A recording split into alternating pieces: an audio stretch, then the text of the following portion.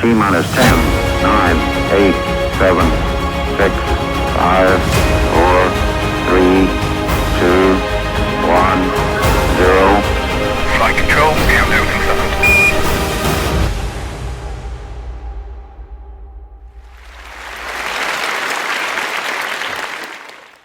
The San Luis Valley is a large, flat, high desert. And I grew up in one of the little towns there, and another little town that's on the edge of it, Antonito. You can get some of the best tamales in the state at the gas station. And it is a small town surrounded by Chico bush and plains. And there's a little river that runs through it. And the river is the only place where trees grow because there's enough water there. It's also an agricultural community. And there are generations, 20 generations or maybe more of farmers, white, Hispanic, and Latino farmer families who live and work the land. And that small patch of river that runs near the town is the main source of water for a lot of that agricultural business. And again, for the wildlife that's around in the area, like the trees, like animals, it's a desert. It is also predominantly Hispanic and Latino. It also has a high school graduation rate that's a little under half. And if you go just 500 feet off the river, there used to be parked a bunch of flatbed trucks filled with what appeared to be soil. But upon further inspection, or if you had the right chemical equipment, you would have found that it was actually uranium, that it was nuclear waste, that it was radioactive waste, essentially just parked 500 feet from a river in the open air.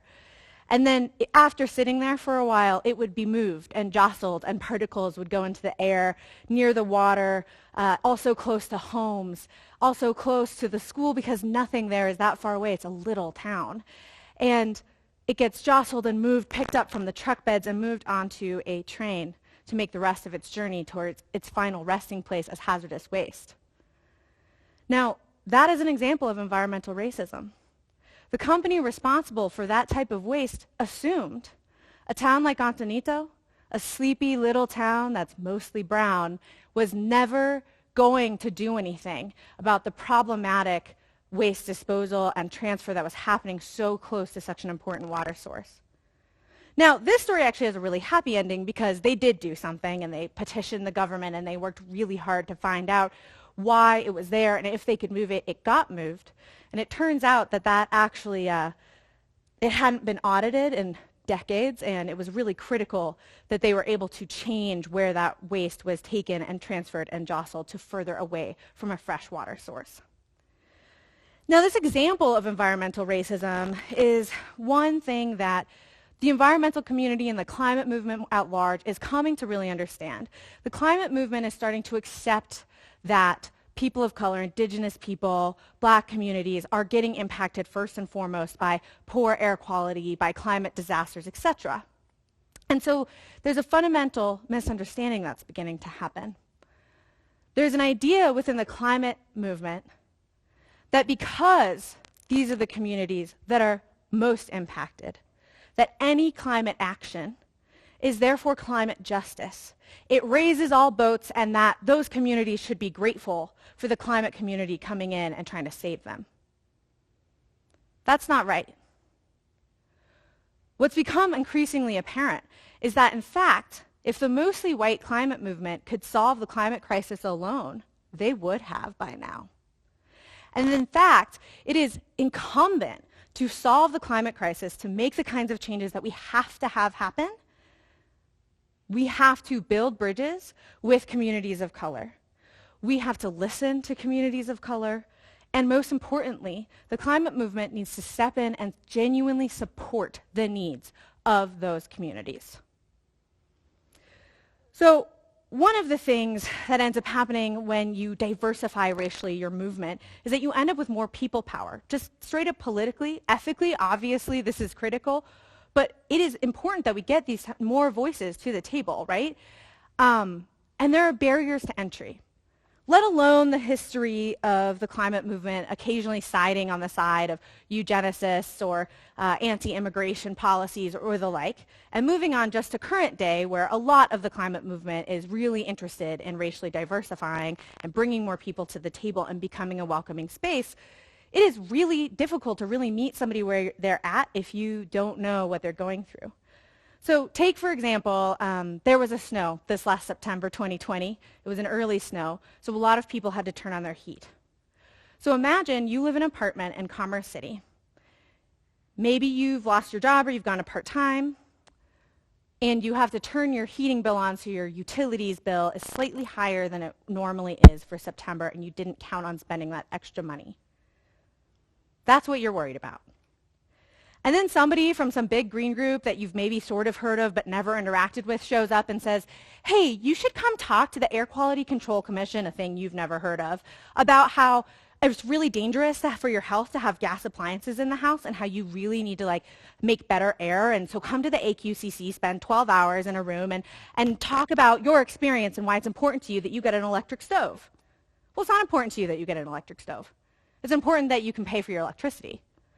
So when we have all of those barriers, right, an arduous, strange acronym, a hostile potential commission or place to be, not anything against the AQCC, it's just terrifying to be in those bureaucratic spaces, but also issues that don't actually connect or meet where people are at or serve their actual needs, you're not going to end up engaging with that person is not coming with you. The second piece is that we need diversity of thought to have the best possible ideas. Throughout history, a ton of brilliant people who were women, who were black people, who were gay, have been excluded from the socialized thought of progress.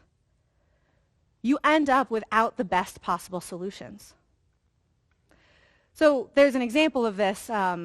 Somebody goes on a mission trip to Africa, and he knows that the particular place he's going is exactly the right temperature and climate to grow tomatoes. And they have a bit of a food issue. They could grow tomatoes, they could eat tomatoes, they could sell tomatoes. It's a great idea. So he shows up and he starts talking to all the people who live there about tomatoes. No one seems very interested. He's like, I'll just plant them and they'll see how great it is. So he plants the tomatoes, they start to grow. All these green fruit come in. He's like, look how many tomatoes you're gonna have. It's so exciting, and no one seems to care. And he's like, I don't know if they understand. The tomatoes start to turn ripe, and the night before, the tomatoes might be ready to harvest, a bunch of rhinos come through and eat all the tomato plants. And in the morning, he's like, oh my God, I can't believe all these tomato plants have been decimated. And everyone that lives there says, well, that's why we don't grow tomatoes here. And so when you're not working with the whole story, you're not working with the insight and information of people on the front lines, you're not going to end up with the best possible solutions. So that's another key reason why the climate movement has to figure out how to meet folks where they're at and really engage with and build trust with communities of color. So the last piece of this is around climate resilience. So this last summer of 2020, there have been wildfires that are engulfing the West Coast. Right now, Oregon has 10 to 15% of all of their residents displaced. Some of those people will be able to either move back or move somewhere else because they have the money to do that. Some people do not. Some people will be homeless. Some people will move back in with their families. Many will not really be able to financially recover from that situation, which is why something like fair pay and a minimum wage that is a living wage is in fact about climate resilience. When we talk about the way that the center of cities don't have greenery or trees or shade, so they become heat islands, they are several degrees warmer than the suburbs. And the answer is, well, let's build parks. If the black families that live near the park don't feel safe in the park because they are not sure if the police in their neighborhood will perpetrate violence on them, those parks are not serving all the purposes they can, which is why supporting Black Lives Matter and police reform is climate resilience. As we look at the way that the wildfires, which are likely worse because of climate change, at the way our continued toxic air pollutants are collecting and settling in these exact same communities, when you think about the fact that race is the number one indicator of whether or not you live in a polluted or not polluted zip code, not education, not wealth. And you are more likely to be hospitalized from asthma if you are Black or Latino in Colorado. And you are more likely to be hospitalized from coronavirus if you are Black or Latino in Colorado. Then it becomes clear that healthcare and access to healthcare is in fact climate resiliency. So all of these issues, when people talk about you need to meet communities where they're at, this is where they're at. Supporting climate resiliency means genuinely supporting and investing your political power in economic and racial justice, because that is climate resiliency. So what do we do about this? A lot of folks have come to terms with racism. I know a lot of white people are doing a ton of excellent reading and learning and introspection and thinking about racism and how they perpetrate racism and what they're meant to do. And that's great. Keep reading, keep learning. That's an important first step. But the other thing is, presumably, if you're interested in a TED Talk on climate change, you are working, volunteering, an activist, thinking about the climate movement. A lot of big green groups issued statements after George Floyd was murdered, saying that Black Lives Matter and that they stand with those people. Ask the organizations that you are working or volunteering with, what happens next? What's the rest of their response? Is it a political statement that went to all of their members, which, yes, is a positive step? Do they have an environmental justice platform? Do they have plans to continue to support the policies of police reform using their political power? If you are a staff or an activist or a volunteer at any of the environmental groups, if you are leading in the climate movement in any way, which so many of us are, look at the work you're doing and think about, can this work support racial justice? And recognizing that when we have racial justice and economic justice, we can also achieve climate justice. Thank you.